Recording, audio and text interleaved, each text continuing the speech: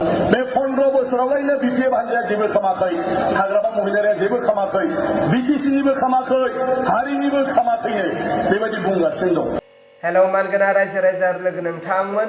दिनैनि गुबै टपिकआनो जाहैबाय जोंहा आसाम आयेन आफादनि बुंथिगिरि बिस्वजित दैमारी सारा फंसे बाथ्रा बुंदों आरो बे बाथ्राया मा नोंथांमोना बे भिडिअनि गेजेरजों गासैखौ फुल आपडेट नुलांनो मोनगोन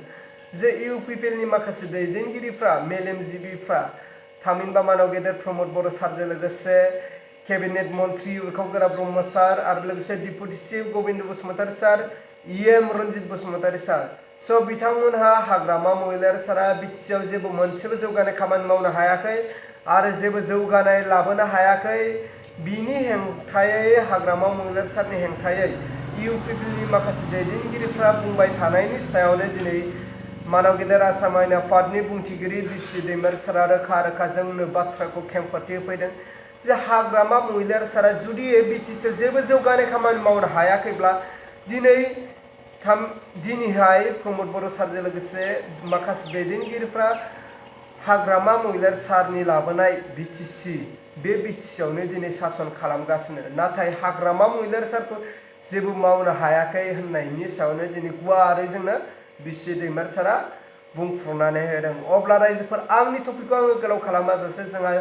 आसाम आयेन आफादनि बुंथिगिरि बिस्वजित दैमारी सारनि बिबुंथिखौ आङो स्क्रिनाव होबाय स' नोंथांमोना नायलांदो। बे 15 बोसोरावलायनो बिपिएफ हानजाया जेबो खामाखै हाग्रामा महिलारिया जेबो खामाखै बिटिसिनिबो खामाखै हारिनिबो खामाखैनो बेबायदि बुंगासिनो दं। ओंखायनो आं दहाय बुंनाया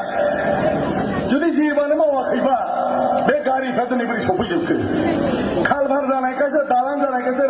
लामा जानायखायसो सफैयाखै होनबा रायजोफोर होमब्ला बे 15 बोसोराव बे मावनाय नङाबा मा हाग्रामा महिलारिया रायजो बिनो संगठननि आफादगिरि जायाखै हाग्रामा महिलारि बिथाङा राजनैतिक भाबै दायित्व लानानै रायजोजों सायख'जानानै बे बिटिसिनि लामा सामा स्कुल कलेज बेफोरखौ जौगाहोनो थाखायसो सिफ जादों गतिके सिफनि खामानिया रायजो बिनाय नङा सिफनि खामानिया डेभेलपमेन्टनि खामानि मावनाय आरो बेखौ मानगोना हाग्रामा महिलारि बिथाङा मावफुंदों बे 15 बोसोराव हाग्रामा महिलारि बिथाङा सुक्ति खालामनायखायनोथ' बिटिसि जादों बिटिसि जानायखायनोथ' जों दिनै जौगाखांनाय खामानि मोनदों दिनै जुदि नों बुङो बर' रावा आइथिकलाव माला हाबखो 2003 मायथाइयाव 2003 सनाव हाग्रामा महिलारि बिथांजों सुक्ति जानायखायसो ना बर' रावा आइथिकलाव हाबदों। क'क्राझारनि सिआइटिआ बोरै जाखो हाग्रामा महिलारि बिथाङा सिफ जानानै सुक्तियाव थानायखौ इमप्लिमेन्ट खालामनायखाय बे सिआइटिआ दिनै जाबाय आरो बे इउनिभार्सिटि बोरै जाखो हाग्रामा महिलारि बिथांनि नेतृत्वआव सेन्ट्रेल गभर्नमेन्टखौ जोङो नारसिनबाय थानानै दिनैहाय सिआइटिआ इउनिभार्सिटि जाबाय। बड'लेण्ड इउनिभार्सिटिखौ सोर बानाया हाग्रामा महिलारि बानायदों। इन्जिनियारिं कलेजखौ सोर बानाया बिनिसर ब्रह्म इन्जिनियारिं कलेज हाग्रामा महिलारि बिथांनि दैदेननायाव बे बिपिएफ सरकारानो खालामदों। दिनै मेडिकेल कलेजखौ सोर गायसनखो हाग्रामा महिलारि बिथांनो गायसनदों। अदालगुरिनि इन्जिनियारिं कलेजखौ सोर बानायखो हाग्रामा महिलारि बिथांनो बानायदों। क'क्राझारनि कलेजआ बोरैहाय गभर्नमेन्ट कलेज जाखो हाग्रामा महिलारि बिथाङानो खालामदों।